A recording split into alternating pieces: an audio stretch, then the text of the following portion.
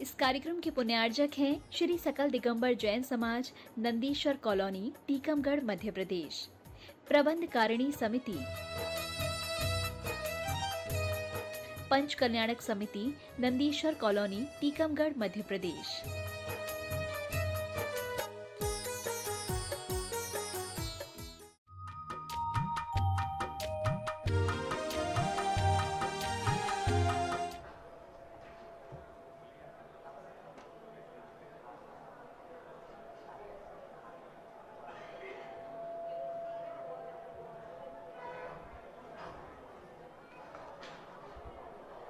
नमो अरिहन्ताणं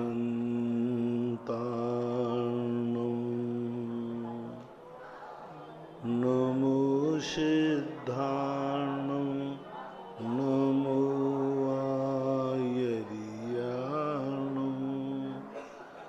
नमो वज्रायाणं नमो सर्वसाहूर्णम। पंच परमेष्टि भगवान की जय। आचार्य श्री गुरुवर कुंद कुंद महाराज की जय। आचार्य श्री गुरुवर विद्यासागर महाराज की जय। परम पूजनीय निर्व्यापक श्रमण मुनि श्री सुधा सागर जी महाराज की। सुलक सिख पंच गंभीर सागर जी महाराज की। सभी जिज्ञासु एवं श्रोतागण पूज्य श्री को नमोस्तु करें। राजकुमार जैन झालवा पाटन से पूछते हैं, मेरे राजगुरु और बारंबार नमोस्तु। गुरुजी, पंच कल्याणक के बाद मोक्ष कल्याणक हो जाने के पश्चात जिन प्रतिमाओं को भगवान के रूप में हम मानते हैं, तो हम मंदिर जी में उन्हें विराजमान करते हैं, तो अरहंत रूप में विराजमान माने या सिद्ध रूप में विराजमान माने? अरहंत भगवान के रूप में मोक्ष कल्याणक का मत आरोपण किया जाता है, क्योंकि भविष्य में मूर्ति में हम मोक्ष कल्याणक कभी कर नहीं पाएंगे, इसलिए अरहंत की ही स्थापना होती है। मोक्ष कल्याणक के रूप में उनका स्थापना नहीं होती, आरोपण होता है। श्रीमती माधुरी जैन बनगांव से पूछती हैं, मेरे आराध्य गुरु के चरणों में बारंबार नमोस्तु। महाराज जी, पंच कल्याणक में जो ब्राह्मणी सुंदरी बनती हैं, तो क्या उन्हें आजीवन व्रत लेना पड़ता है या कुछ समय के लिए लिया जाता है? आजीवन व्रत लेना पड़ता है। आदिश जैन जबलपुर मध्य प्रदेश से पूछते हैं, नमोस्तु महाराज जी, अष्टमी और चौदस के दिन पूज्य मुनिराज केशलुंच आदि करते हैं, तो क्या हम श्रावक भी अष्टमी चतुर्दशी को अपने बाल आदि कटवा सकते हैं? केशलुंच करना अलग चीज़ है और बाल कटाना अलग चीज़ है। आप लोगों को नहीं करना चाहिए।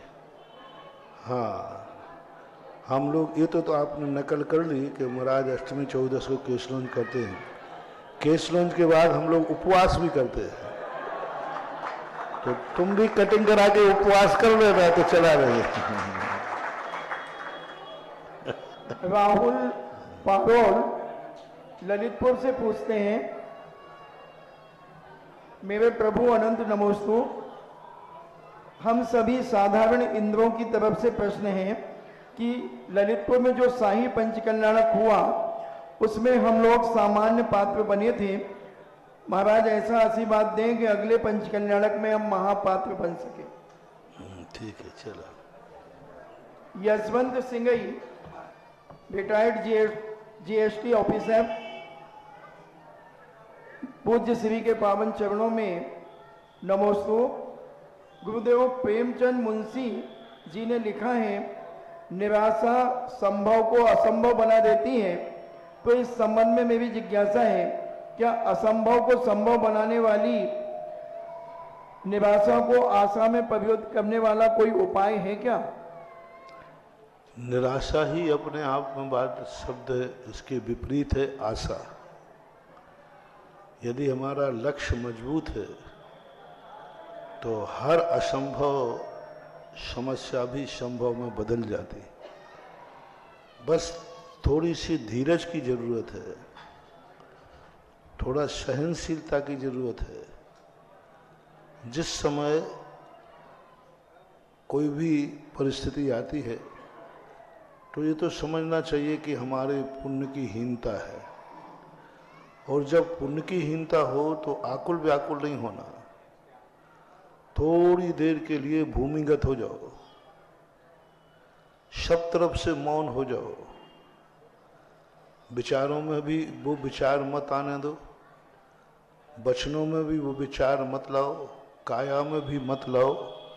तो धीरे धीरे अपने आप वह स्थितियां जो हैं अनुकूलता में बदल जाती हैं, और हम तात्कालिक उबाल में आ जाते हैं तो परिस्थितियां और बढ़ जाती हैं। इसलिए आशा, यदि अपना लक्ष्य मजबूत है, अपना हृदय स्वच्छ और निर्मल है, तो अपने आप में इतनी दृढ़ता रखो कि एक ना एक दिन सत्य की विजय होगी और पराजय असत्य की होना ही है। ये आशा असंभव को संभव कर देती है। बस अपने हृदय को थोड़ा सा विल पावर बनाओ। दुनिया क्या कह रही है इसका मत सोचो, तुम्हारा आत्मा क्या कह रही है। दो व्यक्ति की साक्षी सबसे बड़ी साक्षी मानी है, देवता सख्यम अपसख्यम। ये दो साक्षी के अलावा हमारे यहाँ और साक्षियों का उल्लेख नहीं है। देवता ने भगवान क्या साक्षी है, भगवान ने क्या जाना, क्या देखा, तो वो आज अपने सामने है नहीं कि अपन सर्वज्ञ भगवान के पास जाके पूछ ले। आज मात्र है एक आत्म साक्षी, अपसख्यम। अपनी आत्मा क्या कह रही है। आत्मा यदि बोल रही है कि नहीं डरो मत, तुमने कोई गलती की ही नहीं, तो फिर यदि आपका ये विल पावर है तो हर असंभव को संभव होना ही पड़ेगा। पर आपकी आत्मा से पूछो वो क्या कह रही है। यदि उसने कह दिया कि कोई मतलब ही नहीं है तो फिर विश्वास करो उस पर, फिर निडर हो जाओ। दुनिया क्या कह रही है इसकी चिंता मत करो, तुम्हारी आत्मा क्या कह रही है इसकी चिंता करो।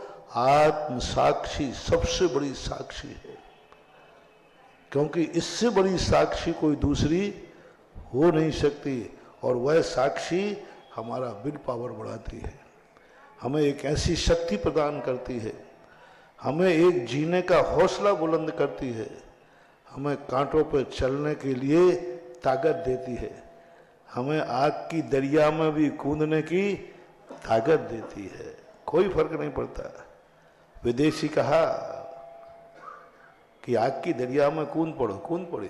उसने कहा अपसख्यम, उसने किसी दूसरे की साक्षी नहीं मांगी। अपसख्यम, मैं खुद साक्षी हूं, काय का डर है, कूद पड़िए। ये कहलाता है असंभव से संभव। अग्नि जलाती ही है। आज तक किसी अग्नि ने, ऐसी अग्नि आज तक नहीं देखी कि जो उसमें गिरा हो वो जला नहीं हो। लेकिन आत्म साक्षी का आत्मविश्वास ने अग्नि कुंड को भी जल का निकुंड कर दिया, जल कुंड कर दिया। ये असंभव को संभव नहीं तो और क्या। कभी अग्नि पानी हुई है क्या? अग्नि पानी का बैर है। लेकिन अपसख्यम, अपनी आत्मा की साक्षी यदि है तो अग्नि को भी जल बनना पड़ेगा ही पड़ेगा, ऐसा मानना चाहिए। ऋतु कोठारी, नमोस्तु गुरुदेव। मैं गर्भवती हूँ, एक माह का गर्भ है। मुझे हर दिन 1-2 दिन छोड़ करके स्वप्न में मंदिर के साथ साथ सर्प, मछली आदि दिखाई देते हैं। ये किस चीज का संकेत हो सकता है? मंदिर के साथ साथ मंदिर भी दिखते हैं, सांप भी दिखता है और मछली आदि दिखती हैं। अब कोई बात नहीं, कई बार ये विकृतियां भी होती है। कभी कभी ये विकृति का रूप ले लेता है तो भी ऐसी स्थिति बन जाती है। ऐसा यदि रेगुलर दिख रहे हैं तो विकृति ही समझना चाहिए। दिनेश कुमार राठौर थड़ौद जिला नीमच से पूछते हैं, नमोस्तु महाराज जी, हम कितना जिए यह महत्वपूर्ण है या हम कैसे जिए यह महत्वपूर्ण है? हम कैसे जिए यह महत्वपूर्ण है। कितने जिए, कितने वर्ष जिए, ये महत्वपूर्ण नहीं है। हम कैसे जिए।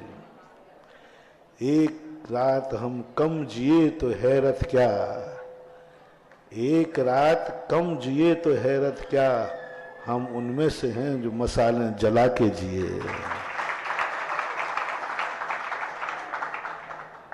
अर्पिता जैन थांदुला से पूछती हैं, नमोस्तु गुरुदेव, किसी को नींद की गोली लेना पड़ती है तो क्या वह 2 प्रतिमा का पालन कर सकता है? तो काय को नींद की गोली ले रहे हो? 5 नमोकार मंत्र की माला फेर लो, नींद आ जाएगी, पैसा भी बच जाएगा और प्रतिमा भी पल जाएगी। अब ऑनलाइन जिज्ञासाओं के पश्चात यहाँ उपस्थित भक्तों की जिज्ञासाएं होंगी। जिज्ञासा समाधान को जिनवाणी चैनल, सुधा कलश चैनल, आदिनाथ टीवी के माध्यम से ऑनलाइन और यहाँ उपस्थित जो ऑफलाइन देख रहे हैं उन सभी की ओर से जगत पूर्ण निर्यापक श्रवण मुनि पुंगव सुधा सागर जी महाराज जी के चरणों में बारंबार नमोस्तु नमोस्तु नमोस्तु।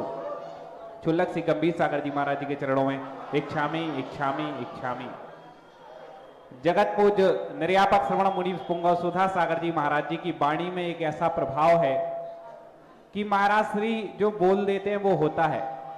वैसे महाराज श्री कहा जाता है कि पंचम काल में रिद्धियां नहीं होती, जो 64 रिद्धि हैं, लेकिन पूरे देश की समाज एक ये चीज कहती है कि पूज्य सुधा सागर जी महाराज जी के पास वचन सिद्धि तो है, क्योंकि जहां जहां जिस जिस क्षेत्र के लिए, जिस जिस मंदिर के लिए, जिस जिस समाज के लिए महाराज श्री ने जो बोला है वह हुआ है।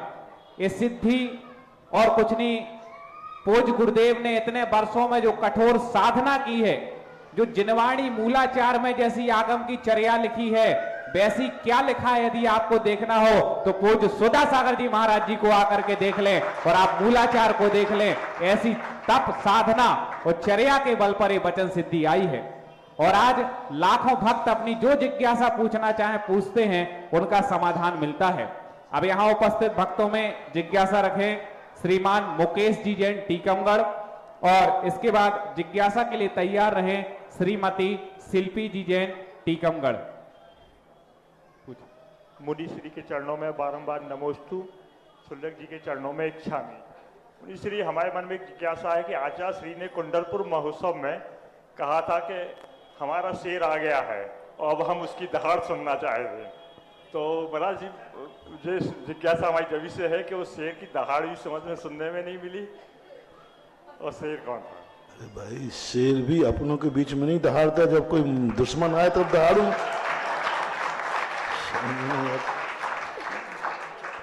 कभी शेर अपने परिवार के साथ रहता तब दहाड़ता है? जब अपने लोग बैठे वहां क्या दहाड़ना है? वो आचार्य जी ने कहा था। कोई दुश्मन आए तो अभी हाल दहाड़ के दिखाऊं? पहले फाइटिंग करने के लिए मौका तो मिले तब देखें, फिर बताता हूं। नमोस्तु। क्योंकि ये तो पूरा देश जानता है कि सुधा सागर जी शेर नहीं बब्बर शेर हैं, और जब वो दहाड़ते हैं तो अच्छे अच्छे हिल जाते हैं। जिज्ञासा करें श्रीमती शिल्पी जी जैन टीकमगढ़। इसके बाद तैयार रहे श्रीमान प्रकाश जी गंगवाल, सह मंत्री देशनोदय तीर्थ चमलेश्वर। पूज्य गुरुदेव के चरणों में मेरा और मेरे परिवार का बारंबार नमोस्तु नमोस्तु नमोस्तु। पूज्य सुल्लक श्री जी के चरणों में इच्छामी इच्छामी इच्छामी।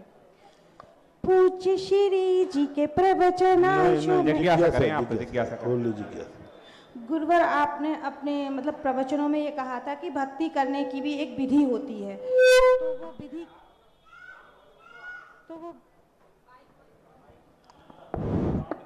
बोले आप ठीक। तो वो विधि क्या होती है? हम कैसे एक सच्चे भक्त बने और अपने छोटे बच्चों में शुरुआत से कैसे संस्कार दें कि वो अच्छे भक्त बन सकें? हम प्रवचनों में ही तो कहा था वहाँ कि भक्ति और भक्त बनने के लिए हमें क्या करना पड़ेगा। हम भक्ति तो करते हैं लेकिन भक्त नहीं बन पाते। भक्ति करना अलग चीज है और भक्त बनना अलग है।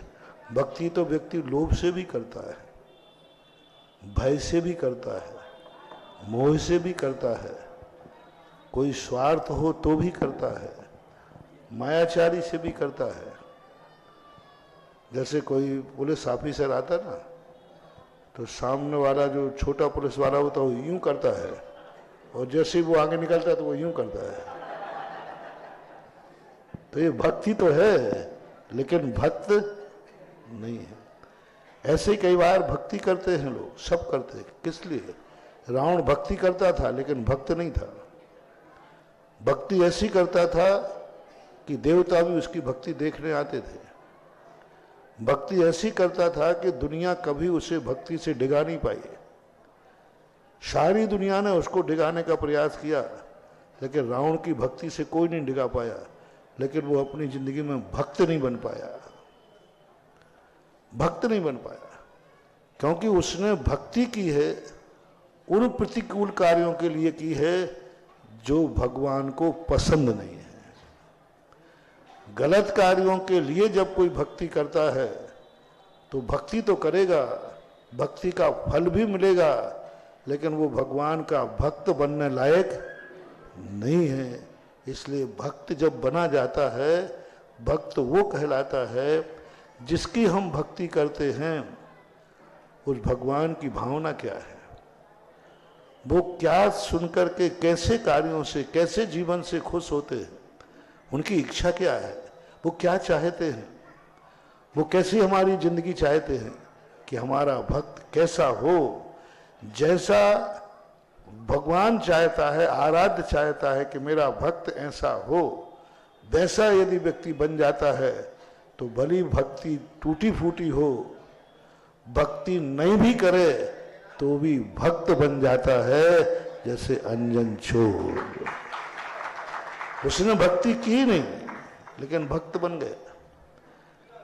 कितने लोग हैं जिनको भक्ति आती ही नहीं लेकिन वे परम भक्त बन जाते हैं, ऐसा माना जाए। जिज्ञासा करें श्रीमान प्रकाश जी जैन गंगवाल, जो कि सहमंत्री हैं देश नोदय तीर्थ चमलेश्वर के। आज पूरी चमलेश्वर की समिति आई है और एक साथ अपनी जिज्ञासा रखें।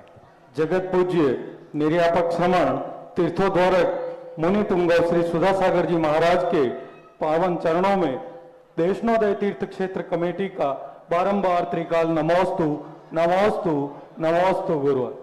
हे गुरुवर, मेरी एक जिज्ञासा है कि पुराने काल में और पुराने अभी से 10-20 साल पूर्व भी एक हमारे वहां एक परंपरा थी कि जब भी शादी होती थी तो वर पक्ष की तरफ से एक सोलिंडा के रूप में एक राशि निर्धारित होती थी।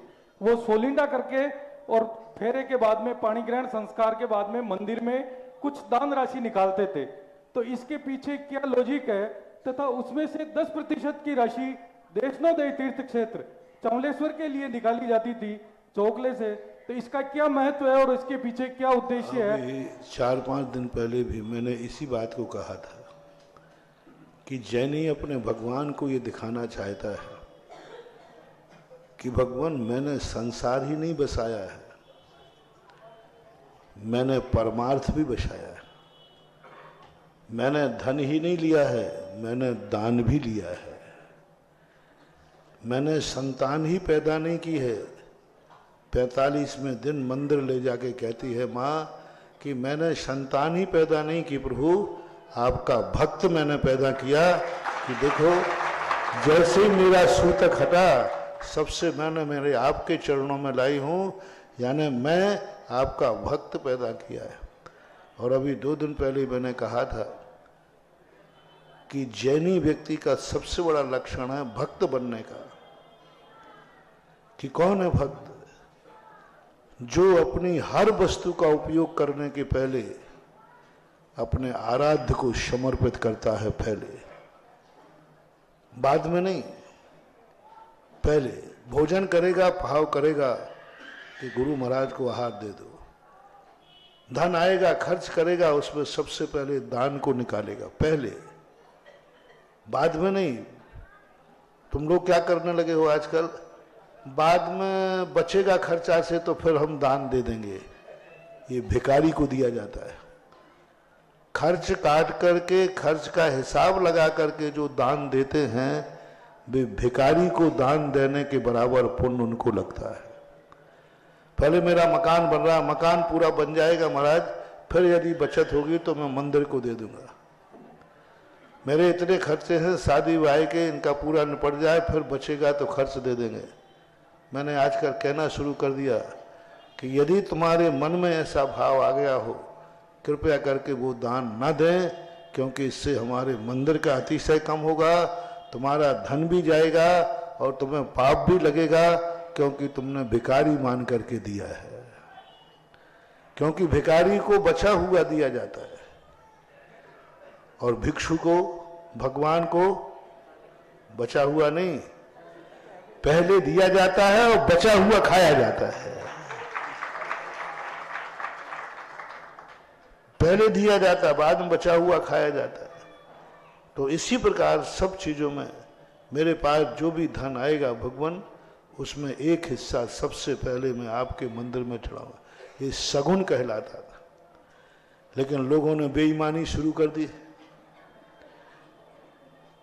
क्योंकि उसका परसेंटेज बांटते थे कम लोग कि भाई मेरे यहाँ पैसा आएगा उसका हम 5%, 10%, 1% देंगे। अब आजकल तो पैसा जम के आता है, 50 लाख आ गया तो फिर वो क्या करते हैं, सारा पैसा तो अंडरग्राउंड कर देते हैं और थाली में दिखा देते हैं 50,000 साहब ये आया तो 500 रुपया पकड़ोगे। अब पंचों को जब भी पता चला कि काहे को ये बेईमानी करते, इससे अच्छा तो देवे ही नहीं तो ठीक है। दान में बेईमानी होने लगी। कई बार तो इतनी बेईमानी होती है, कबूलियत करने के बाद भी, कबूल करने के बाद भी, क्योंकि उनको मालूम है ये कार्य होना नहीं है, तो कबूल कर देते भगवान आधा देंगे, और बाद में हो जाए तो ये तो आधा चला जाएगा। वो बताते ना, एक बार एक कहानी है कि एक व्यक्ति का मकान नहीं बिक रहा था। लोगों ने कहा ये तो भूतड़ा है, भूतड़ा, कोई लेता नहीं था। उसने कहा महाराज जी बहुत कहते हैं कि शांति धारा करो सब काम सिद्ध हो जाते हैं, सब काम हो जाते हैं। तो उसने शांति धारा कर ली कि हे भगवान हमारा मकान नहीं बिक रहा है, यदि बिक जाए तो भगवान आधा आपको दे दूंगा दान में, आधा दे दूंगा मझार मंदिर को, मझार मंदिर बनना तो आधा दे दूंगा। अब काकताली न्याय से वो मंदिर से बाहर निकला और एक ग्राहक खड़ा था। बोले साहब आपने सुना है कि मकान बेच रहे हो? बोले भाई देख लो उस मकान का भूतड़ा। बोले साहब मैं भूतों मूतों को नहीं मानता, मुझे तो आप दे दो। कितने में दोगे? तो उसने कहा कि भाई 50 लाख रुपए में। 50 लाख रुपए? तो उसने कुछ नहीं ठहरा, उसको जरूरत थी। उसने कहा डन। अब उसकी हवा कैसे? 50 लाख का मकान यानी अभी हाल। उसने कहा भगवान क्या मामला है, आज तक इसलिए नहीं बिकने दिया कि आपका परसेंटेज नहीं था। जैसे ही मैंने आपका परसेंटेज बोला और आपने तुरंत मंदिर के दरवाजे बुला दिया, घर तक नहीं जाने दिया। भगवान ध्यान रखना, आप पारसनाथ हो तो हम घटिया खा लेके बनिया है। आपने भी बहुत भक्त देखे होंगे। उसने कहा साहब आज नहीं बेचूंगा, आज ठीक नहीं, कल मुहूर्त, कल आ जाओ सुबह। उसने कहा साहब कल आ जाऊंगा। रात भर वो सोचता रहा कि 25 लाख भगवान को क्यों कबूल कर दिया है। उसी दिन उसके सामने एक बिल्ली कूदी, उस मकान में रहती थी वो। ओहो उसका काम हो गया। दूसरे दिन आए, बोले भाई सुनो 49,99,999 की रजिस्ट्री तो होगी बिल्ली के नाम, और 1 रुपया की रजिस्ट्री होगी मंदिर मकान के नाम। उसने कहा साहब आप तो जिसके का नाम है तो मकान चाहिए। मकान ले लिया। मकान की रजिस्ट्री कितने की? बस 1 रुपया के 2 नोट करा के 50-50 पैसे के भगवान के पास आया। भगवान झूठ तो आपसे बोलूंगा क्या, ये रजिस्ट्री पकड़ो मकान की और ये 50 पैसा पकड़ो, नमोस्तु भगवान।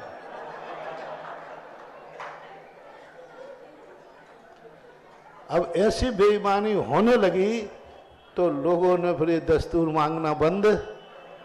बाकी ये होता था, शगुन होता था, शादी के पहले कहा जाता था, और ये देना चाहिए, आज भी देना चाहिए। मैंने कल ही परसों कहा था, हर खर्च का एक निश्चित परसेंटेज नियत दान में घोषित होना चाहिए। अब जिज्ञासा रखें ब्रह्मचारिणी वर्षा दीदी जी टीकमगढ़, और इसके बाद जिज्ञासा के लिए तैयार रहें श्री जिनेंद्र रामगढ़ जी, राजीव ठगन जी एक जिज्ञासा रखेंगे। देखो, आज चौलेश्वर एक बहुत बड़ा तीर्थ क्षेत्र है जहाँ पर भगवान पारसनाथ का समोषण लगा था। बिजोड़िया से बिहार करके देशनोदय तीर्थ क्षेत्र नाम दिया है। पहाड़ी पर छोटा स्थान होने से 100 बीघा जमीन में ये तीर्थ क्षेत्र बना रहे और इतना श्रद्धा लोगों की है। भारत में पहला तीर्थ क्षेत्र है जिस तीर्थ क्षेत्र के ऊपर भजन बना है। चौलेश्वर प्यारो लागे था कि बाकड़ ली जाडा में गेलो भूलो जी मारा पारस जी। हाँ, ऐसा बढ़िया भजन। और आज वहाँ आज बहुत सारे भारत के लिए चौलेश्वर में, क्योंकि 2 साल के बाद सबकी एक एक व्यक्ति एक एक मंदिर बना रहा और आज चौलेश्वर देशनोदय तीर्थ से चौलेश्वर के बड़े विशाल मंदिर का और 24 का बनाने वाले का एग्रीमेंट हो गया। देखो, नींव तो उन्होंने भर के तैयार कर ली थी, मंदिर का ऊपर बनना था। लोग बार बार आके पूछते थे, महाराज आप तो इधर आ गए, चौलेश्वर का तो कोई काम नहीं। मैंने कि होगा होगा होगा। आज टीकमगढ़ में वो शुभ मुहूर्त स्थान था। कौन सा मंदिर था? मांझी मंदिर था। यहीं पर चौलेश्वर महाराज भगवान का मंदिर तीर्थ क्षेत्र। और ध्यान रखना, लाल पत्थर का नहीं बन रहा, मार्बल का बन रहा है। 5 गर्भालय का मंदिर अभी तक भारत में कहीं नहीं है जिस प्रकार मार्बल का। भारत का पहला मंदिर मार्बल का बन रहा है, 5 गर्भालय का, देशनोदय तीर्थ से चौलेश्वर राजस्थान। 24 का जो रूप बनाया गया है वो भी एक बहुत अलग ढंग का है। 24 जैसे बनती वैसे नहीं बन रही है।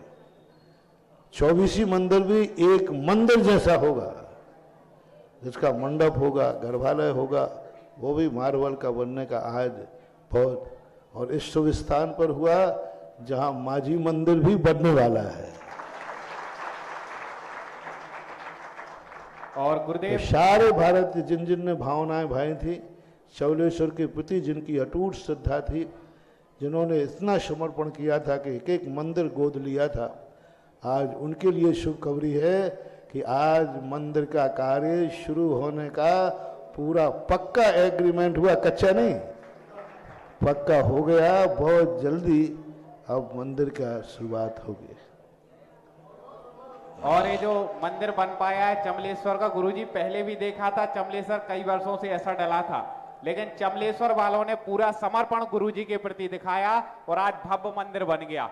अब ऐसी मझार मंदिर वालों ने पूरा अपना बिल्कुल कह दिया कि जो गुरुजी कहेंगे वैसा ही होगा, और अब मझार मंदिर भी बड़ा भव्य बनने वाला है। लीजिए, ठीक है, बरसा दीदी जी टीकमगढ़, उसके बाद तैयार रहे जिनेंद्र जी रामगढ़, राजीव जी ठगन। पाषाण को भगवान बनाने वाले ऐसे मुनिराज को बारंबार नमोस्तु नमोस्तु नमोस्तु। चुल्लक जी को इच्छामी इच्छामी इच्छामी। महाराज श्री जी, जब से आपके टीकमगढ़ में चरण पड़े हैं तब से सकल दिगंबर समाज के प्रत्येक चेहरे पर प्रसन्नता दिखाई दे रही है।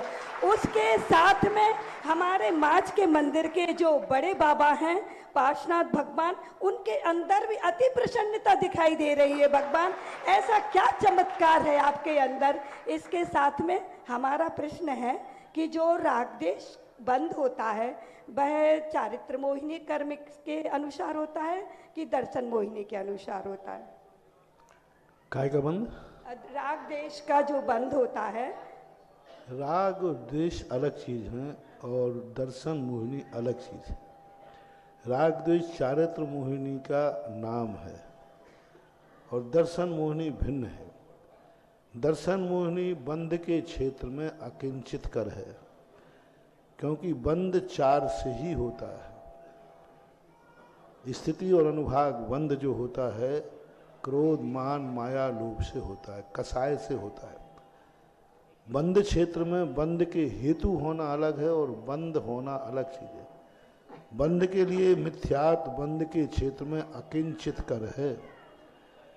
मिथ्यात्व बंद नहीं कराता है, मिथ्यात्व के उदय में बंद होता है, कराने वाला नहीं। मिथ्यात्व के उदय में बंद होगा, लेकिन बंद जो करने वाला है वो कसाय है। प्रकृति और प्रदेश बंद योग से होता है, तो योग मिथ्यात्व है नहीं। स्थिति अनुभाग बंद कसाय से होता है, तो कसाय दर्शन मोहिनी है नहीं। दर्शन मोहिनी का काम मात्र उल्टा करना है, बंद आदि कराना नहीं। दिन को रात दिखाना है, रात को दिन दिखाता है, बस दर्शन मोहिनी इतना ही करता है। अभी दिन है वो कहता रात है, रात है वो कहता दिन है, पर विभ्रम करता है। लेकिन जो परिणामों में क्लेश आता है, संक्लेश आता है, मिथ्यात्व कर्म के उदय से आत्मा में संक्लेश नहीं होता, संक्लेश होता है कसाय भाव से। और बंद का कारण संक्लेश है, इसलिए बंद की जो प्रक्रिया है वो चारित्र मोहिनी कर्म से होती है। मिथ्यात्व जो है हमें उल्टा दिखाता है, उल्टा कराता है, तो मिथ्यात्व बड़ा है, इसमें कोई संदेह नहीं है। अनंत संसार में रुलाने वाला है, इसमें संदेह नहीं है। मिथ्यात्व हमें दिन को रात बताने वाला है, बहुत खतरनाक है। लेकिन सैद्धांतिक शब्द है बंद का, तो बंद चारित्र मोहिनी से होता है। रत्तो बंददिकम मुंचद जीवो विराग संपन्नो येसो जुणो विदेशो तम्मा कम्मेसु मां रज्ज। नमोस्तु जिज्ञासा करें श्री जिनेन्द्र जी जैन रामगढ़, राजीव जी ठगन, और इसके बाद जिज्ञासा के लिए तैयार रहें श्रीमती रूपल जी जैन, आनंद इलेक्ट्रिकल्स। मुनि श्री 108 मुनि प्रभुंग सुधा सागर जी महाराज जी के श्री चरणों में त्रिकाल नमोस्तु, और छुल्लक जी के श्री चरणों में त्रिकाल इच्छामी। मुनि श्री जी, जब से आप टीकमगढ़ में आगमन हुआ है, मन प्रफुल्लित है और हर काम बहुत सहज तरीके से होते चले जा रहे हैं। जो काम ऐसा लगता था कि कठिन है, वो भी सरल होते चले जा रहे हैं। ऐसा लग रहा है टीकमगढ़ में अच्छे दिन आ रहे हैं। और माज मंदिर में जो काम 1986 या 96 से नहीं हो पाया है, वो आज एक ही दिन में हो गया है। आपके श्री चरणों में त्रिकाल नमोस्तु। जिज्ञासा ये है कि 1008 चिंतामणि पार्षद भगवान की जब अभिषेक कर लेते हैं सुबह से, तो सभी जो पुजारी लोग आते हैं अपने अपने समय पर वो आते हैं और अपने चरण बार बार छूते हैं मूल नायक जी के, और फिर बार बार प्रक्षाल करते हैं। तो हम लोगों को थोड़ा सा विकल्प होता है, तो आप इसकी समस्या का निदान करें। अब देखो, ये विधि तो अब नंदीश्वर वालों ने कहा था मुझे सिखा दो, हमने सिखा दिया। अब मजार वाले नहीं सीखना चाहें तो मैं क्या करूं? क्योंकि हमारा तो अनुशासन है। हमारे तो जिस अनुसार भी नंदीश्वर द्वीप में देखिए, वहाँ जाकर सुबह से मेला लगता है और सब पूरी समाज एक साथ आती है, एक टाइम पे आती है, और भगवान का सबसे 7 पांडुशिला लग रही एक साथ, 6-7 पांडुशिला लग रही एक साथ, 6, और एक साथ सब इंद्र मुकुट लगा करके कर रहे हैं अभिषेक, सब जनता देख रही है। देखो कितना अब इन मंदिरों में। और दूसरी बात है, अभी मंदिर तुम्हारे इस स्थिति से बने हैं कि पूरे लोग एक साथ आ जाएं तो बैठने को कहीं जगह नहीं है, कि पूरी समाज एक साथ कैसे बैठे। नंदीश्वर में तो बड़ा मंदिर बन गया, तो हो सकता है अभी से कर लो, नहीं तो बाद में जब बड़ा मंदिर बन जाए। तो अभी कह रहे थे ना, पारसनाथ भगवान भी खुश हैं, होंगे क्यों नहीं खुश, क्योंकि उनको ऐसा स्थान मिलने वाला है कि लोग उनके दर्शन करने ऐसे समझेंगे कि मैं मंदिर में दर्शन करने नहीं आया हूँ, मैं एक तीर्थ के दर्शन करने आया। उनको आसन ही ऐसा मिलने वाला है। जो मंदिर का नक्शा बन रहा है उसके अनुसार एक बहुत बड़ा वैभव का रूप बनेगा। तो होता ही है, जब कोई व्यक्ति का भविष्य उज्जवल होता है तो उसके अंदर भी निखार आता है, चमक आती है, और उसके में भी ऐसा वो भी अनुभव करता है कि मुझे कुछ अच्छा होने वाला है। होने वाला नहीं है, मजार का तो अच्छा हो गया। जिज्ञासा करें श्रीमती रूपल जी जैन, आनंद इलेक्ट्रिकल्स। इसके बाद तैयार रहें जिज्ञासा के लिए श्रीमान नितिन जी जैन, टड़ैया। गुरुवर के चरणों में मेरा बारंबार नमोस्तु, छुल्लक जी के चरणों में मेरा इच्छामी इच्छामी इच्छामी। गुरुवर, मेरी जिज्ञासा यह है कि जो मंदिर जी में 48 दीपों के साथ भक्तांबर जी का पाठ किया जाता है, तो उसमें छत्र चमा ढुराने का भाव करते हैं, तो क्या वो सही है या गलत है? कर सकते हैं, कोई बात नहीं। और जो मंदिर जी में बस ऐसे धीरे से बुझाना करना कि इससे दीपक नहीं बुझ जाए। और जो मंदिर जी में पर्सनल छत चमन ले जाते हैं और वापस लेके आते हैं, तो क्या उसमें निर्मल का दोष लगता है क्या? छत्र जो ले जाते हैं चढ़ा करके फिर वापस, यदि तुम्हारा खुद का ही है तो अपने एक भावना करके ले जाते हैं, ले लेते हैं, इससे कोई बाधा नहीं। और घर में भक्तंबर जी कर सकते हैं कि नहीं? घर में 48 दीपों के साथ भक्तंबर जी कर सकते नहीं हैं? नहीं नहीं, गुरुवर के चरणों में नमोस्तु अनुष्ठान नमोस्तु घरों में नहीं नमोस्तु। करना, भक्तांबर पढ़ना कोई अलग चीज है। 48 दीपक की जो एनर्जी है उसके योग्य तुम्हारा घर नहीं है, इतनी पवित्रता नहीं है, वो मंदिर में ही ठीक है। जिज्ञासा रखें श्री नितिन जी जैन टड़ैया, और इसके बाद जिज्ञासा के लिए तैयार हैं श्रीमती रचना जी जैन टीकमगढ़। नमोस्तु महाराज श्री, नमोस्तु इच्छामी महाराज श्री। महाराज श्री, मेरी जिज्ञासा है कि जैन समाज के जो भी व्यक्ति मंदिर जी की अचल संपत्ति को न्यूनतम दर पर उपभोग कर रहे हैं और वर्तमान समय में उसकी माने स्थिति 15 या 20 हजार रुपये प्रति माह है, और जैन समाज के ही व्यक्ति उसको 1500 या 2000 रुपये में कर बराबर रहे समझ हैं। गया, ये सारी दुनिया की स्थिति है। नहीं महाराज जी, दोष क्या लगेगा व्यक्ति को? दोष क्या ये लगेगा कि कल के दिन वे फुटपाथ पे भी दुकान लगाने लायक नहीं रहेंगे। थोड़ा पुण्य का उदय है। मैं सदा कहता हूँ, कभी भी मंदिर की संपत्ति का अपनी आजीविका का साधन नहीं बनाना, पहली बात। दूसरी बात है, आप देख लेना, जो रिश्तेदार लिए रहते हैं, किसी का पुण्य का उदय हो तो चल जाता है, प्राय वो खाते पीते रहते, जिंदगी में सिद्धि नहीं होती उनको। और दूसरी बात है, कितना बड़ा पाप है जिसने मंदिर की इनकम के लिए दिया था, दूसरी दुकान प्राइवेट वहीं 25,000 रुपये महीने में ले रहे हो, और मंदिर की दुकान तुम 500 रुपये में 50 रुपये में लिए हो, तो आप कितना नुकसान कर रहे हैं। यानी मंदिर को तुम दान तो दे नहीं सके, बल्कि मंदिर का और खा रहे हो। ये सब निर्माल में आता है। कई लोग तो ऐसे निकृष्ट होते हैं कि मंदिर को 500 रुपया दे देंगे और दूसरे को वही दुकान 20,000 में दूसरे को दे देंगे। मंदिर को कितना दे रहे? तो 19,500 कौन ढकार रहा है? तो ये चावल तुम नहीं खा रहे हो, ये तो कोई छोटी सी निर्माल है, लेकिन तुम तो 20,000 19,500 ढकार रहे हो। ये सब पैसा मर रहा है तुम्हारे खाते, पैसा सब मर रहा। मंदिर का कर्जा है, फूट फूट के निकलता है। हाँ, निकल देना पड़ेगा, मैं ब्याज के चुकाना पड़ेगा, मैं ब्याज के चुकाना पड़ेगा। अभी भली बदमाशी कर लो, अभी दादागिरी कर लो, अभी तुम अपने कहते हो कि हाँ कौन देखें खाली कराता है, कोई खाली नहीं कराएगा।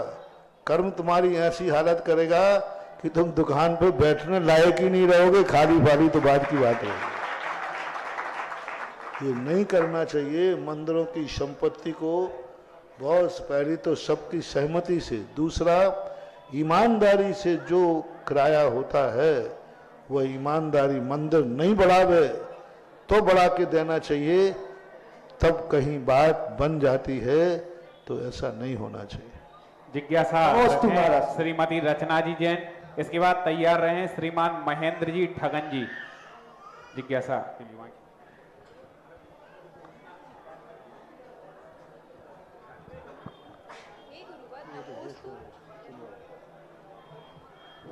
पूछे। जिज्ञासा चालू है, चलो। नमोस्तु नमोस्तु नमोस्तु, चुल्लक जी के चरणों में इच्छामी इच्छामी इच्छामी। हे गुरुवर, जब कोई स्थिति ऐसी आ जाती है परिवार में कि कोई साथ ना दे, तो ऐसी स्थितियों में क्या करना चाहिए? जब परिवार में ऐसी स्थिति आ जाए कि कोई साथ ना दे, तब क्या करना चाहिए? परिवार वाले साथ ना दे, तो ऐसी स्थितियों में क्या करना चाहिए? अकेले आए थे, अकेले जाना है, अकेले रहना और सीख लो। मामला खत्म, झगड़ा डंडा खत्म।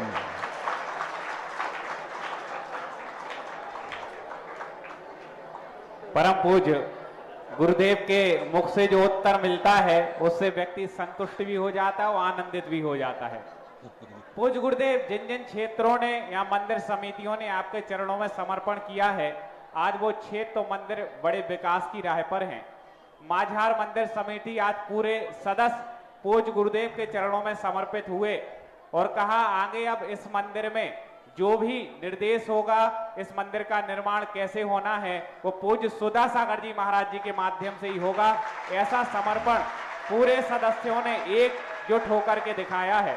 पूज्य गुरुदेव, सबकी जिज्ञासा है कि अब हम अपने क्षेत्र को अभी सीमित थे, अब विकसित करने जा रहे हैं, जिसमें महामहिम परम शिरोमणि संरक्षक इत्यादि बना करके सब टीकमगढ़ वाले इससे कैसे जुड़े, जिससे सबको पार्श्वनाथ भगवान की ऊर्जा मिले। आज पूरी ओम शांति।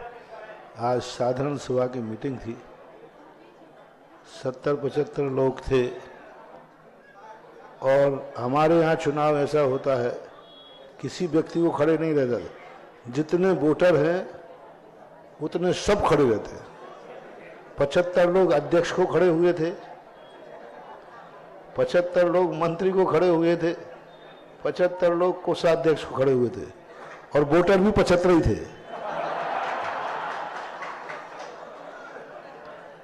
कोई राग नहीं, कोई देश नहीं, कुछ नहीं, सब जिसका जो नाम है खुले रूप से बहुत अच्छा सबने उत्साह पूर्वक जो वोट दिए हैं सबको दिया। तो अध्यक्ष पद के लिए सर्वसम्मति से सुधीर बजाज को चुना गया है।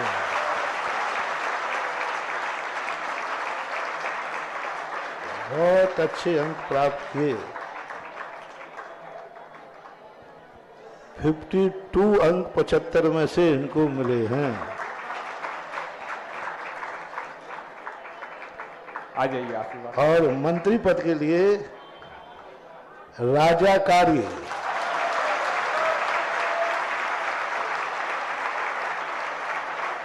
51 इनको मिले हैं।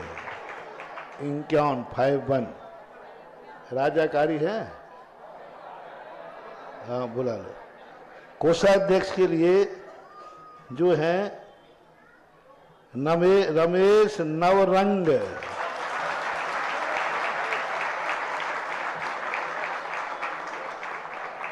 21। डॉक्टर साहब आइए। नवरंग कौन है? डॉक्टर रमेश नवरंग जी। हाँ, इसके पीछे एक कंपटीशन में और था, लेकिन वो 4 नंबर से पीछे रह गया। इनके लिए तो अभी वो आ जाते हैं तब कर लेना, उनको और बुला लो, तुम्हारे मंत्री जी को। ये 3 पदों का चुनाव किया था। अब ये तीनों मिलकर के बैठ करके पूरी कार्यकारिणी बना करके कल सुबह घोषित कर देंगे अपन, क्योंकि कमेटी के 3 ही पद मुख्य होते हैं और तीनों पदों में ये लोग आकर के ये अपनी कार्यकारिणी बना लें और कल घोषित कर दें। और कल से ही ध्यान रखना, जहां हम बैठे हों वहां कमेटी बैठ नहीं सकती। मैं बैठा हूं तो तुम्हें खड़े रहना पड़ेगा और तुम बैठे कि मैं खड़ा हो जाऊंगा।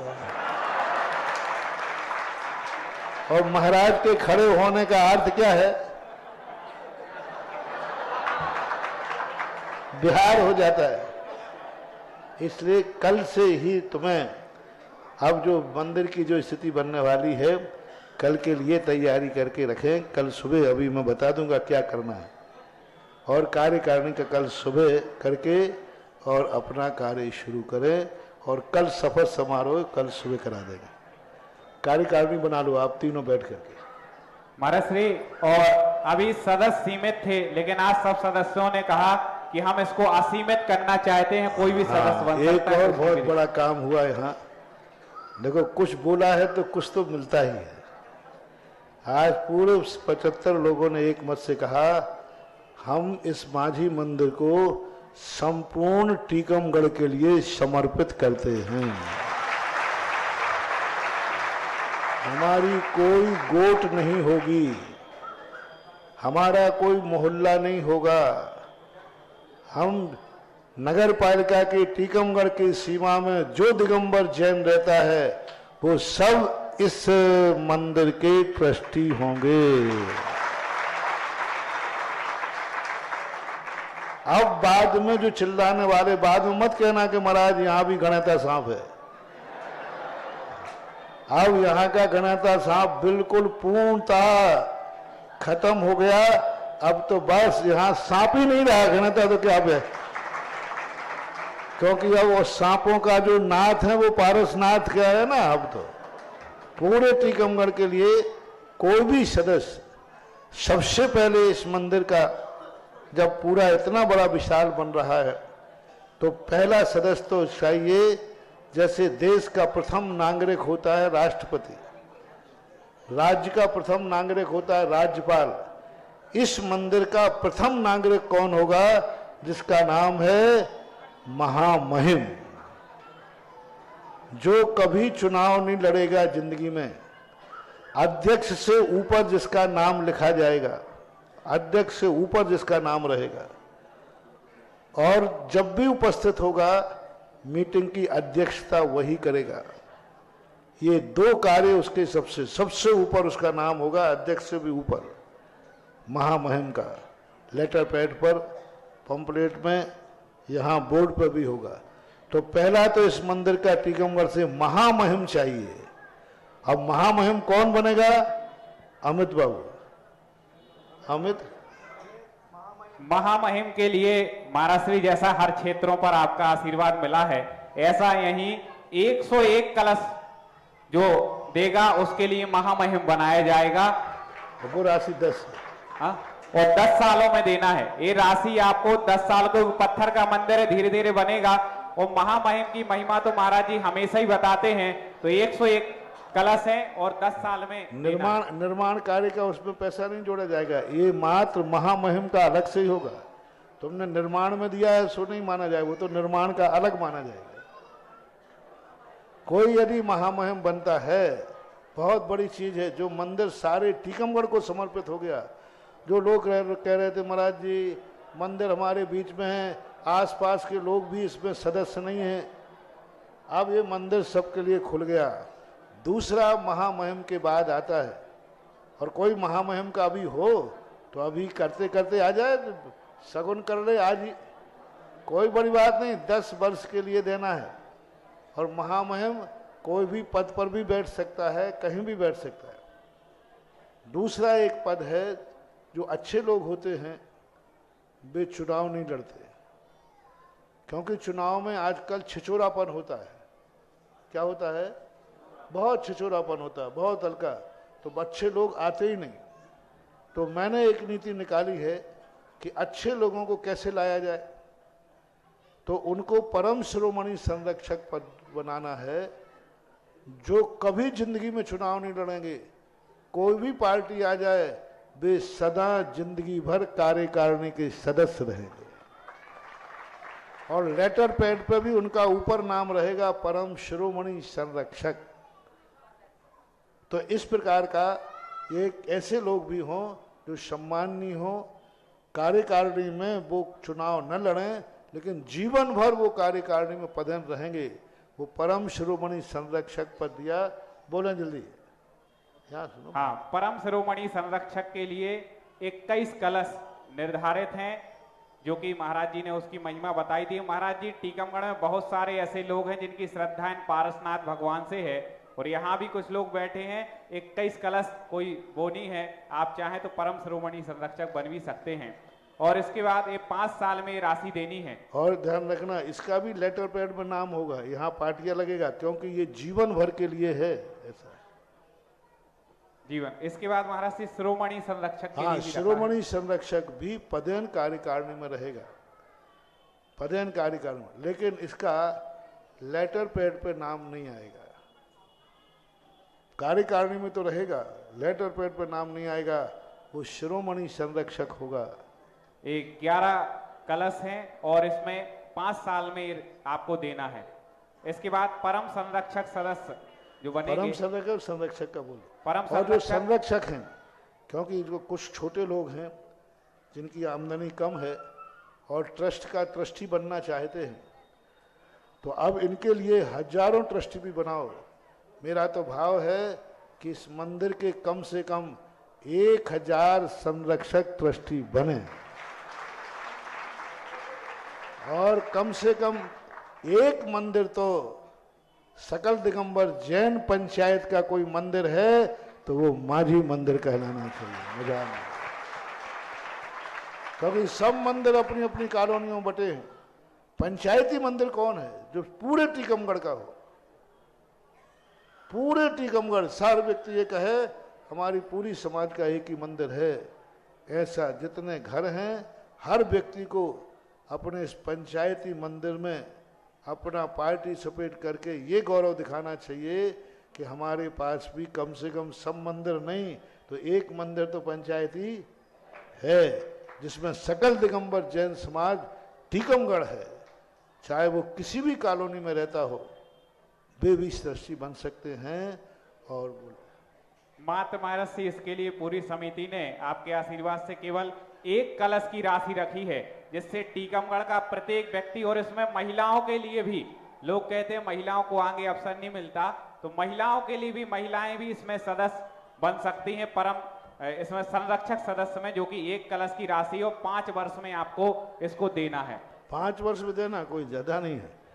और कोई गरीब हो तो वो भी आ जाए, उसके 7 वर्ष कर दे, लेकिन अमीर गरीब नहीं बन जाए, ध्यान रखना। हाँ, ऐसी बात नहीं। और एक अच्छी व्यवस्था बनाओ। और इस कमेटी का सबसे पहला कार्य है कि टीकमगढ़ के हर घर से संपर्क करें और ये कहें कि मझार मंदिर पूरे टीकमगढ़ का घोषित हो गया। और हमारा से निश्चित रूप से आपने कहा कोई गरीब ना रह जाए। जहां जहां आपके आशीर्वाद से ऐसे मंदिर बने हैं, वहां की समाज गरीब नहीं बहुत अमीर हुई है, और जिसने 1 लाख भी दिया उसको कई लाख मिले हैं, ऐसा पुण्य भी लगा है। और इसी के साथ अब सबसे बड़ी जो घोषणा है, महाराज जी का आशीर्वाद मिला कि भव्य जिन मंदिर का निर्माण होना है। महाराज जी यहाँ के पारसनाथ बाबा का बड़ा अतिशय, कई लोग कहते हैं कि हम उनके आशीर्वाद से बहुत फली फूल हुए हैं। अब जो बड़े बाबा का गर्भालय बनाएगा पूरा मंदिर, उसका क्या पुण्य होगा महाराज श्री, ये सभी लोग जानना चाहते हैं। गर्भालय मंदिरी गर्भालय के नाम से जाना जाता है। और जिन पारसनाथ की सारी पूरा टीकमगढ़ महिमा गा रहा है, उस गर्भालय में वो पारसनाथ भगवान बैठेंगे। अब उनका जो पारसनाथ भगवान का वैभव है, पूरा मंदिर किस नाम से है? हाँ, तो पूरा मंदिर जिस नाम से है, कम से कम बड़े बाबा जिस तल में बैठे हैं, 1 मंजिल तो जब बड़े बाबा की 1 मंजिल है तो श्रेष्ठी भी एक ही होना चाहिए। हाँ, उसके अंदर नीचे बतलघर में 5 वेदियां होंगी और 5 नीचे तलघर में, इसको 2 मंजिल या 3 मंजिल की मंदिर की स्थिति चल रही है, तो प्रथम मंजिल में 5 वेदियां होंगी। बीच में बड़े बाबा का मंदिर होगा, गर्भालय पूरा बहुत शानदार, और आजू बाजू जो साइड में व्यवस्थित है वो होंगे। और महाराज श्री जैसे ही यहाँ से घोषणा हुई है, और एक नाम जिनके घर आज आपकी आहार चर्या हुई, उसके उपलक्ष्य में उन्होंने बड़े बाबा के बाजू में जो एक वेदी बनेगी महावीर भगवान की, उसके लिए भावना भाई है। 101 कलश के माध्यम से भावना भाई है। ऐसे श्रीमती मंजू जी जैन, श्रीपाल जी नायक, श्रीमती रेखा बाबा नायक, श्रीमती सपना प्रकाश नायक जी, स्वर्गीय कल्याण चंद नायक जी का ये परिवार, जिन्होंने 101 कलश की राशि दान दे करके, अब कुछ लोगों की और भावना आई है, केवल 4 वेदियां और शेष रह गई हैं, जिसके लिए 101 कलश की राशि निर्धारित है। 101 कलश जो देंगे उनको ये सौभाग्य प्राप्त होगा। कई लोग भावना रख रहे हैं, अब जिनका पुण्य होगा उन्हीं को ही मिलने वाला है। तो टीकमगढ़ और आसपास के लोग अपने भाव जगा लें और एक वेदी लेने का भी आप परम सौभाग्य प्राप्त कर सकते हैं। इसी के साथ जैसा कि महाराज जी ने निर्देश दिया, संरक्षक सदस्य प्रत्येक घर के जितने भाई हैं उतने लोग भी बन सकते हैं। और मात्र 5 साल में आपको केवल 1 लाख रुपए देना है। टीकमगढ़ का हर व्यक्ति दे सकता है और हर व्यक्ति को इस मंदिर से सदस्य बनना है और बड़े बाबा की ऊर्जा को लेना है। परिवार का एक ही सदस्य नहीं, परिवार में 10 लोग हैं तो 10 बनो। जी महाराज। हाँ, रिश्तेदार बनाना तो रिश्तेदार बनाओ, कोई आपत्ति नहीं। अब खुला ही है तो छप्पड़ फाड़ के खोलो ना, क्या बात है। और अब जिज्ञासा के क्रम को, जिसको जल्दी हो उसकी जिज्ञासा नहीं होगी, क्रम से होगी। आप पहले आए, जिज्ञासा करें। अब कुमारी टीसा जी सुनवाहा, इसके बाद जिज्ञासा के लिए तैयार रहे श्री सुभाष जी जैन सेठी।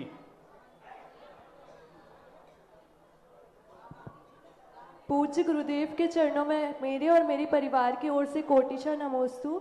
छुल्लक जी के चरणों में इक्षामी। महर्षि, मेरी जिज्ञासा यह है कि उत्तम पात्र की नवदा भक्ति प्राप्त करने के लिए पुण्य गाढ़ा कैसे करें? पुण्य गाढ़ा करने के लिए अपनी लगन और श्रद्धा और समर्पण, जितनी श्रद्धा और समर्पण हमारा होता है उतना ही कर्म बंध जो है अनुभाग शक्ति बहुत गाढ़ी पड़ती है।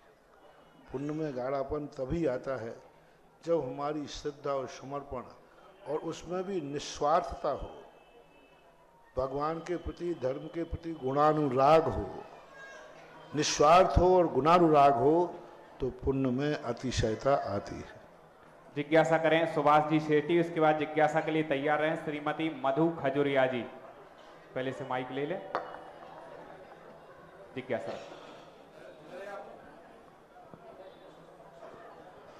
Hello hello. नए आपक मुनि सुधा सागर जी महाराज के चरणों में कोटि सा नमोस्तु नमोस्तु। छुल्लक महाराज को इच्छामी इच्छामी। महाराज श्री, कई दिनों से मन में जिज्ञासा है कि मानव जिस क्षेत्र में काम करता है, भाई अच्छा हो या बुरा हो, सामाजिक हो या राजनीतिक, वह उसी दलदल में धंसता जाता है। और उससे बात करो, अगर हम कहें हम इस काम को करने के लिए इच्छुक हैं तो वह कहता है इस काम को नहीं करो, यह काम अच्छा है। ऐसा क्यों होता महाराज जी, मुझे संतुष्ट करें। इनका प्रश्न बड़े जल्दी जल्दी आपने बोल दिया है, थोड़ा धीरे धीरे बताएं। एक काम अच्छा है, एक काम बुरा है, फिर दबता जाता है।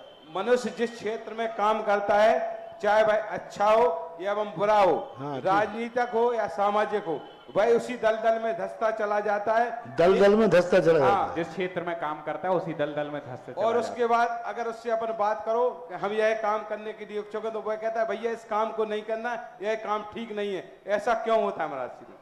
आपने पहली बार तो हमें बड़ा दुख है कि आपने अच्छे और बुरे दोनों कार्यों के लिए दलदल कह दिया है।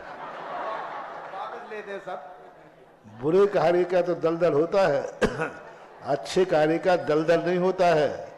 वहाँ तो फंसता ही नहीं है व्यक्ति, बल्कि जितने अच्छे कार्य करता जाता है उतना वह उभरता जाता है। बुरे कार्यों में जो है दलदल होता है, एक बार बुरा करने के बाद फिर उसको बुरा करना पड़ता है, उसी में फंसता जाता है। एक झूठ के छुपाने के लिए उसे 100 झूठ और बोलना पड़ते हैं। तो बुरे कार्यों में आपकी बात है, वो इसलिए फंसता जाता है कि वह बुरा कार्य है। उसने पहले विचार नहीं किया कि यह बुरा कार्य दलदल है। बिना विचारे जो करें सो पीछे पछताएं। हाँ, तो यदि विचार के करे तो ऐसी बात नहीं आती। जिज्ञासा करें मधु खजुरिया जी। इसके बाद तैयार हैं श्रीमान महेंद्र जी ठगन। आंखों में बस रहे हो, दिल में समा रहे हो, गुरुदेव अपना जलवा सबको दिखा रहे हो। ऐसे चमत्कारी गुरुदेव के लिए खजुरिया परिवार का त्रिवार नमोस्तु नमोस्तु नमोस्तु। छुल्लक जी के चरणों में इक्षामी इक्षामी इक्षामी। गुरुदेव, सबसे पहले तो मैं आपका आभार व्यक्त करूंगी कि आपने जो अभिनंदनोदय तीर्थ क्षेत्र हम लोगों को बनवा के दिया है, उसमें गुरुदेव आपने जो बड़े बाबा को उच्चासन दिया है, उसके पास में जो नंदीश्वर और 24 दी है, उससे हम लोग बहुत प्रसन्न हैं। क्योंकि कभी कभी ऐसा होता है कि जैसे बड़े बाबा कहीं विराजमान है और नंदीश्वर कहीं और है, तो लोग एक जगह ही दर्शन करेंगे मूल नायक के, और दूसरी जगह नहीं जाएंगे। तो हम लोगों को इतना अच्छा लग रहा है कि जस्ट बाजू में नंदीश्वर है, तो हम लोग रोज वहां भक्ति करने जाते हैं और बहुत सभी को बहुत आनंद आ रहा है।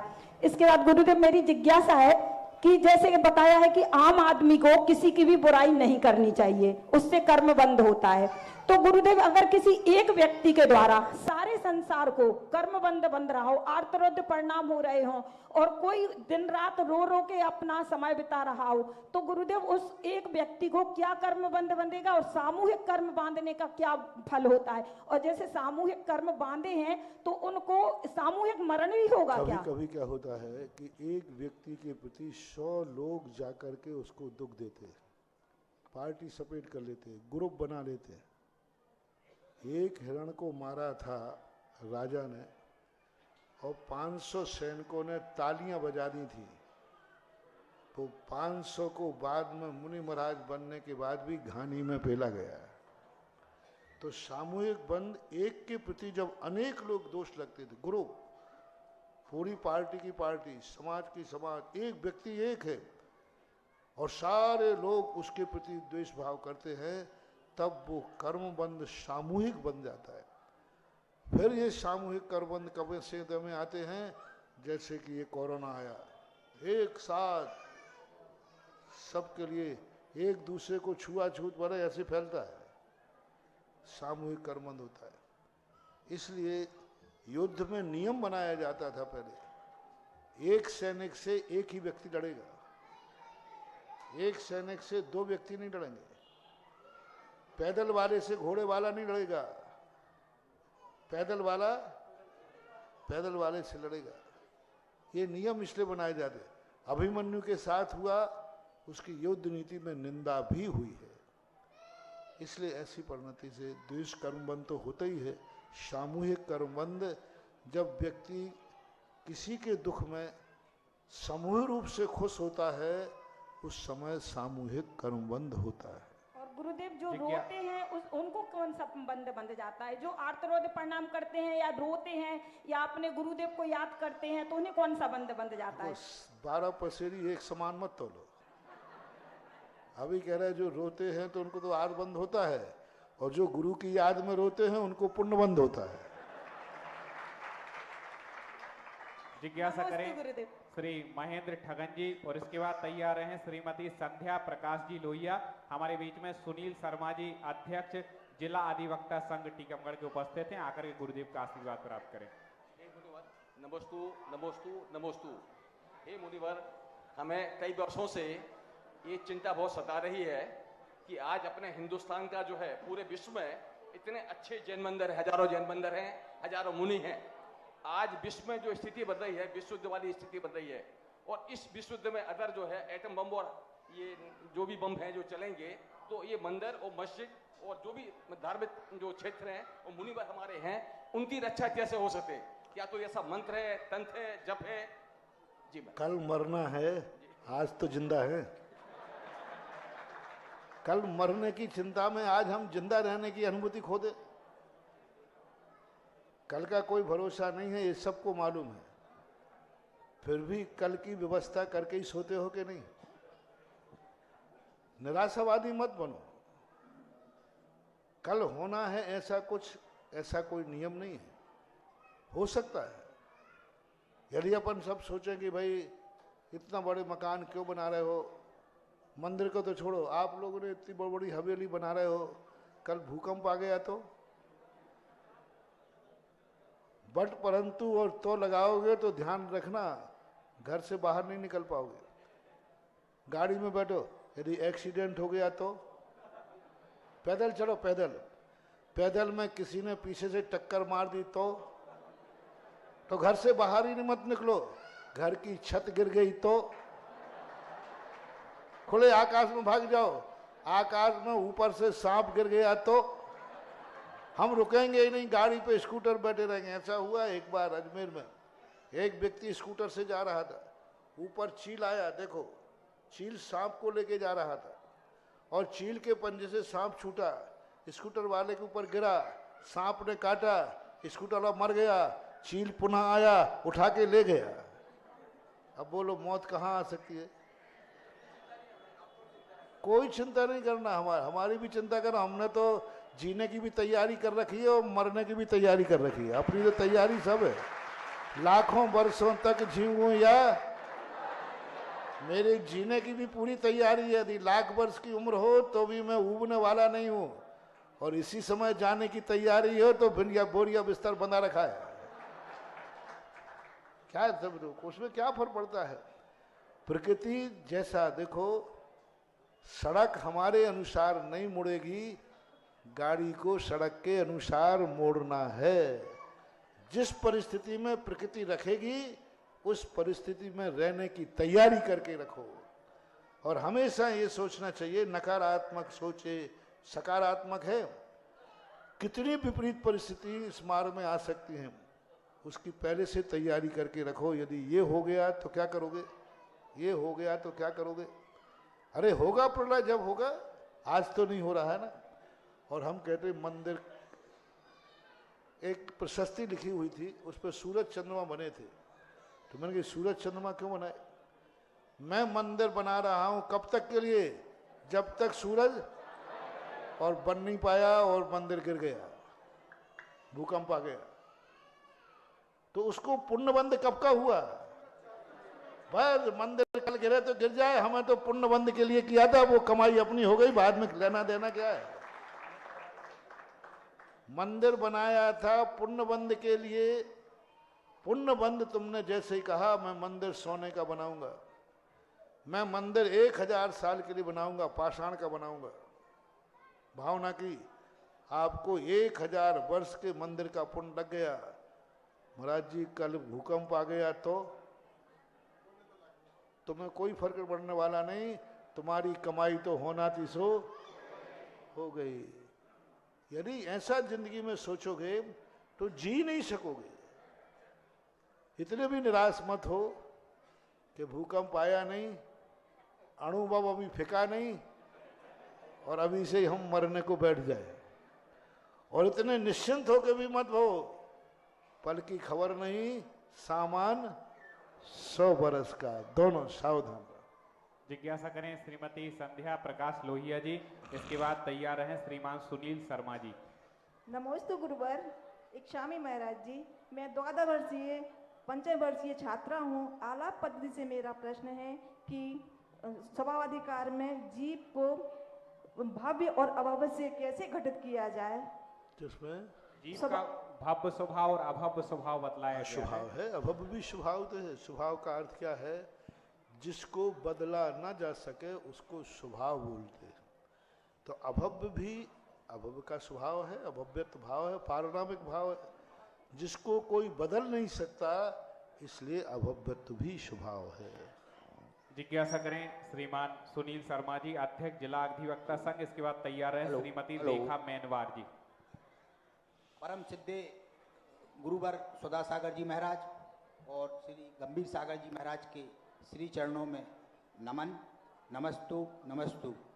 सारे टीकमगढ़ की जनमानस आज अति प्रसन्न है कि आपके श्री चरण टीकमगढ़ में पड़े।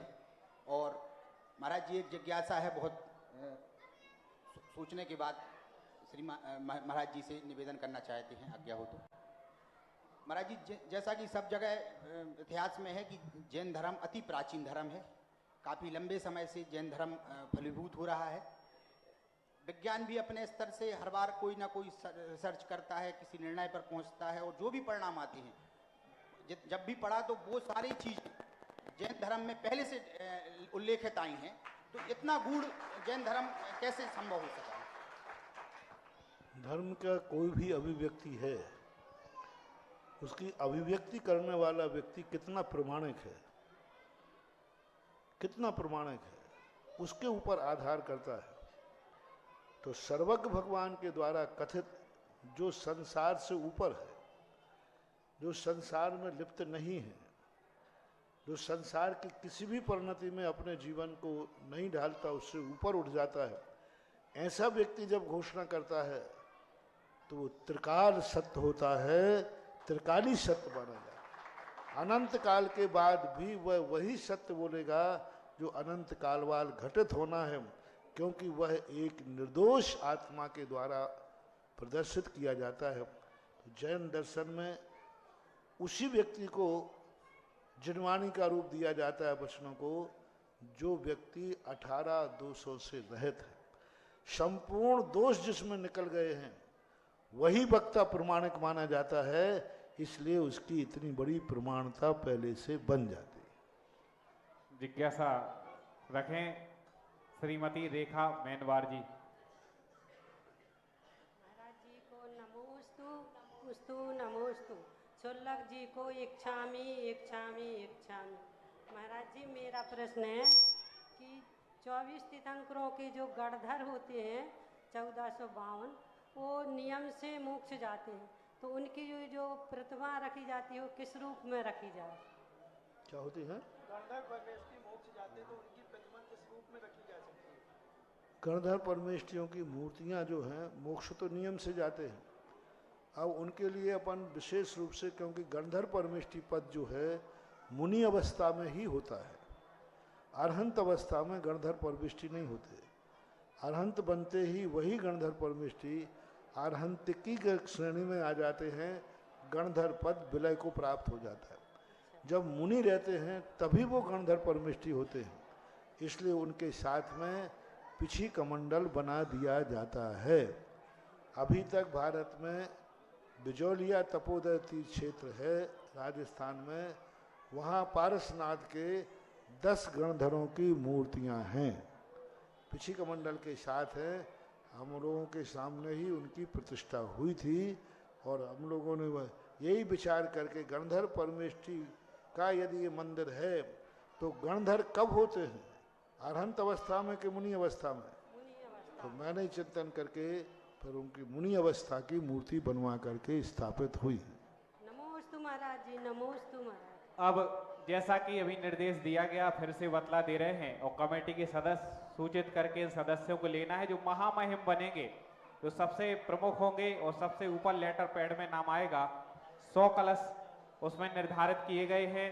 परम शिरोमणि संरक्षक के लिए 21 कलश निर्धारित हैं, शिरोमणि संरक्षक के लिए 11 कलश, परम संरक्षक के लिए 5 कलश, और जो सामान्य संरक्षक है हर कोई इसमें बन सकता है। और टीकमगढ़ से जुड़े हर व्यक्ति को जिसमें सदस्य बनने का गुरुदेव ने आशीर्वाद दिया है।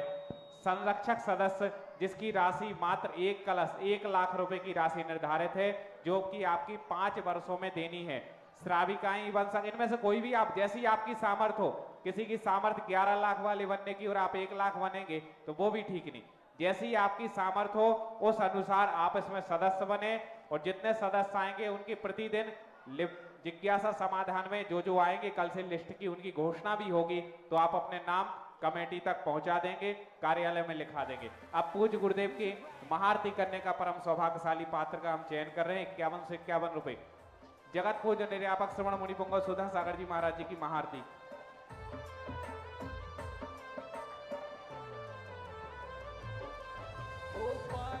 ग्यारह 11,111 रुपए परम पूज्य गुरुदेव की महाआरती करने का परम सौभाग्य। 11,111 रुपए एक। जल्दी से मन बनाइएगा, मौका छूट जाएगा। ये परम सौभाग्य जो कि पूज्य गुरुदेव की आरती का परम सौभाग्य प्राप्त होगा। 11,111 रुपए एक। 15,515 15,515। कौन होगा सौभाग्यशाली पात्र? 21,221 21,221। बड़ा पुण्यशाली भाग्यशाली होगा वो जीव जो आज पूज्य गुरुदेव की महाआरती करने का परम सौभाग्य प्राप्त करेगा। किसका जागेगा पुण्य? कौन होगा सौभाग्यशाली पात्र? 21,221 रुपए बोली जा रही है शीघ्रता से। 21,221 रुपए एक। 25,525 25,525 जगत पूज्य निर्यापक श्रवण मुनि पुंगव सुधा सागर जी महाराज की महाआरती करने का परम सौभाग्य। 25,525। 31,331 31,331। कौन होगा पुण्यशाली? जगत पूज्य की आरती करने का ये परम सौभाग्य और परम भाग्य है। 31,331 रुपए एक। 31,331 रुपए दो। इसके आगे भावना हो तो प्रेषित कर सकते हैं, सौभाग्य आपके खाते में जा सकता है। 31,331 रुपए एक, 2, 2.5, पौने 3, 99। 31,331 रुपए 3। नाम बताइएगा।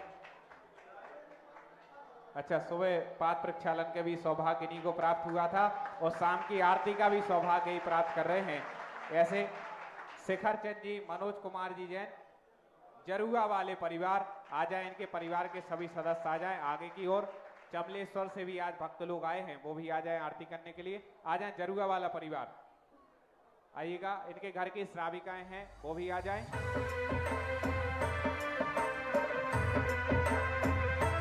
Singer Gokul Sharma, music by Sharma boss.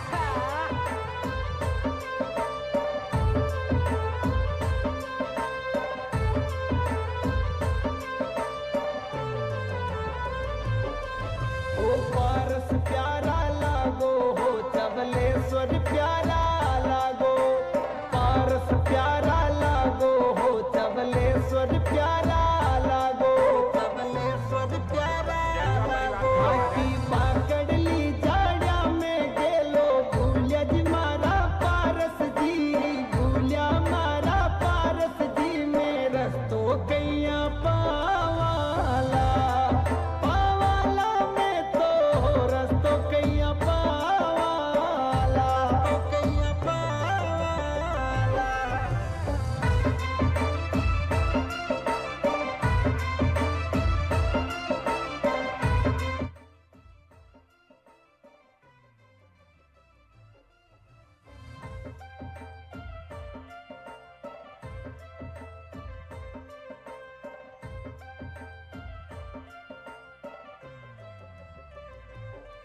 अब डर लागे थे माने, हर बार पुकारा थाने, अब डर लागे थे माने, हर बार पुकारा थाने, हर बार पुकारा थाने। ढाका पर्वतरा जंगल में सिंह दड़ू के हो चमलेश्वर जी, दड़ू के हो चमलेश्वर जी में रस्तो किण विद पावाला, पावाला में तो रस्तो कैया पावाला, कैया पावाला।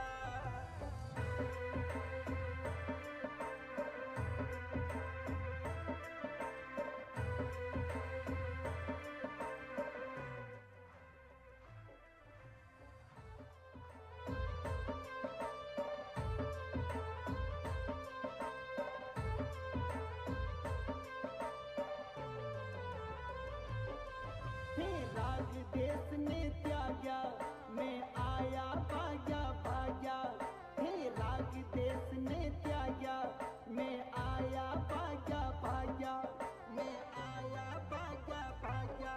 भागा पर्वत रा बाटा की ठोकर लागे हो चमलेश्वर जी, लागे वो चमलेश्वर जी में रस्तो किण विद पावाला, पावाला में तो रस्तो किण विद पावाला, किण विद पावाला।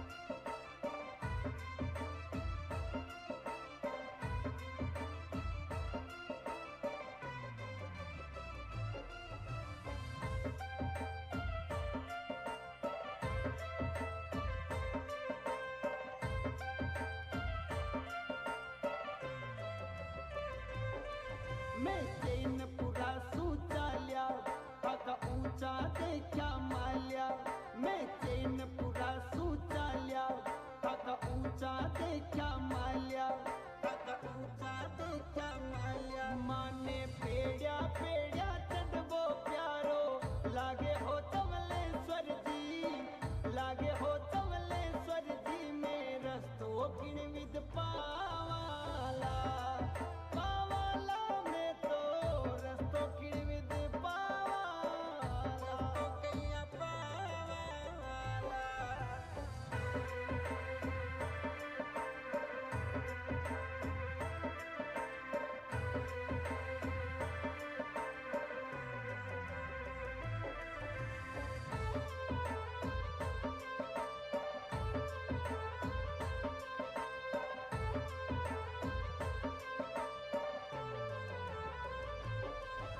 का विशाल दर्शन पाया, मैं तन मन सुहर साया, का विशाल दर्शन पाया, मैं तन मन सुहर साया, मैं तन मन सुहर साया। ताकि छतरी की तो शोभा प्यारी लागे हो चमलेश्वर जी,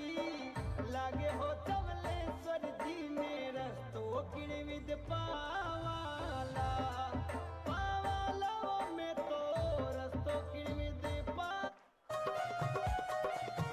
सुधा सागर की गुण आगर की शुभ मंगल दीप सजाए के मैं आज उतारूं आरतियां। सुधा सागर की गुण आगर की शुभ मंगल दीप सजाए के मैं आज उतारूं आरतियां।